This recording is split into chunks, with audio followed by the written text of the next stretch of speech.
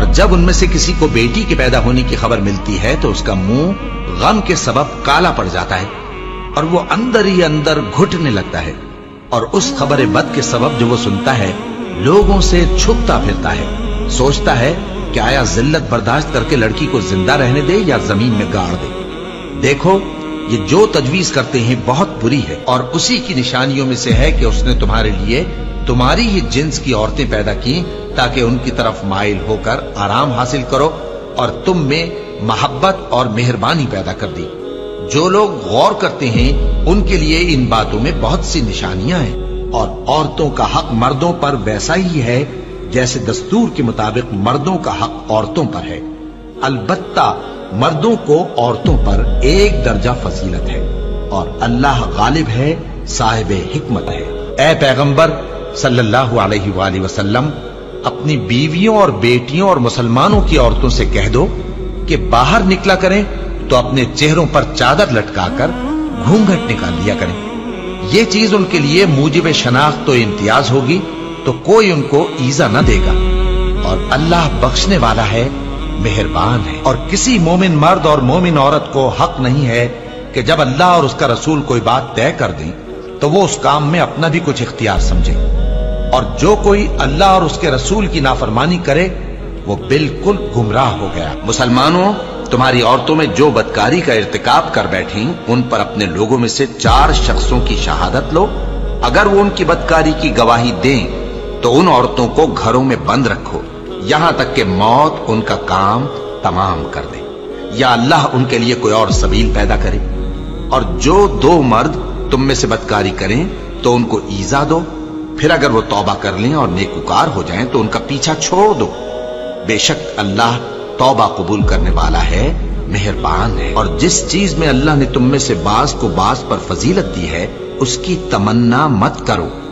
मर्दों को उन कामों का सवाब है जो उन्होंने किए, और औरतों को उन कामों का सवाब है जो उन्होंने किए, और अल्लाह से उसका फजल व करम मांगते रहो।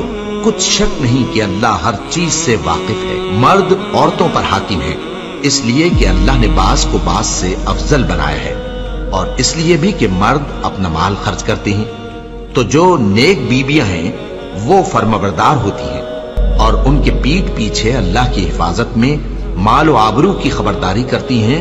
और जिन औरतों की निस्बत तुम्हें मालूम हो कि सरकशी और बदखुई करने लगी हैं तो पहले उनको जबानी समझाओ, अगर न समझें तो फिर उनके साथ सोना तर्क कर दो।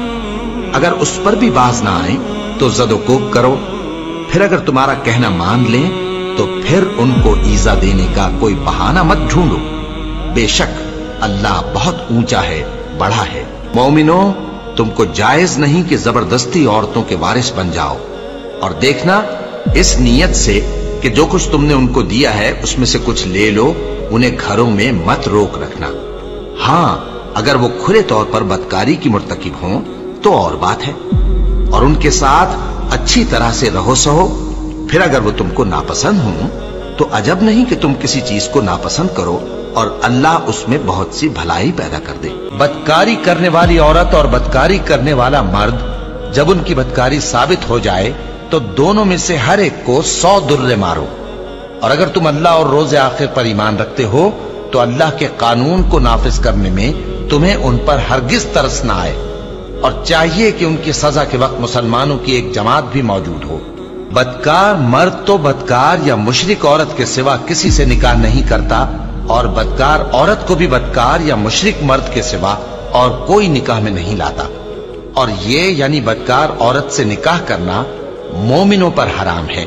और जो लोग परहेजगार औरतों को बदकारी का ऐब लगाएं और उस पर 4 गवाह न लाएं तो उनको 80 दुर्रे मारो, और कभी उनकी शहादत कबूल न करो, और यही बदकिरदार है। हाँ, जो उसके बाद तौबा कर लें और अपनी हालत संवार लें तो अल्लाह भी बख्शने वाला है, मेहरबान है।